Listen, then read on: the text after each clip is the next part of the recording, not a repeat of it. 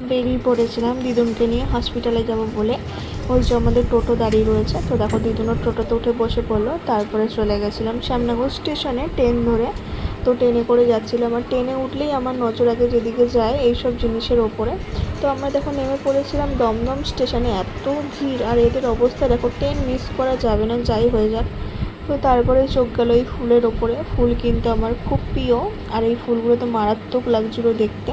তো কেটে নিলাম মেট্রোর টিকিট, এদিকে চলে এসেছে মেট্রো। তো ঝটপট করে উঠে পড়লাম ট্রেনে। তো দিদুনকেও বসিয়ে দিয়েছি। তো দেখো উঠেই আগে টম অ্যান্ড জেরির দিকে চোখ গেল।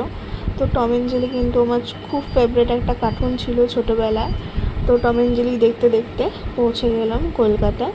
তো কলকাতায় গিয়ে দেখো রিক্সাগুলো কিন্তু এখনও দেখা যায়, আর কতটা লাইন পড়েছে। আমি যার জন্য লেট করে গেছি, তারপরেও এত ভিড়। তো দেখিয়ে বেরিয়ে পড়েছিলাম।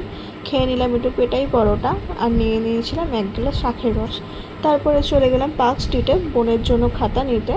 তো চলো বোনের জন্য খাতা নিয়ে বৃষ্টি পড়া দেখতে দেখতে ট্রেনে করে চলে আসলাম বাড়িতে।